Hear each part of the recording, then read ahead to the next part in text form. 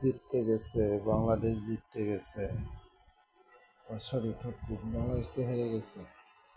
মাত্র 169 run target, Bangladesh জিততে পারলো না।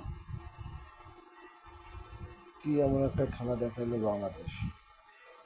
একমাত্র সাইফ আলী ছাড়া বাংলাদেশের একটা প্লেয়ারও ভালো খেলতে পারেনি। আজকে যদি সাইফ আলীকে কেউ একটু সাপোর্ট দিত, অবশ্যই এই ম্যাচটা আমরা উইন হয়ে আসতে পারতাম। যে প্লেয়ারই নামে সেই প্লেয়ারই আউট হয়ে চলে যায়।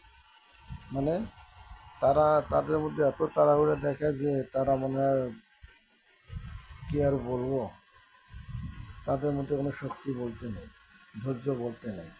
এদের সবাইকে মোলার জুস খেলাতে হবে, তাহলে এদের শরীরে বল শক্তি চলে আসবে।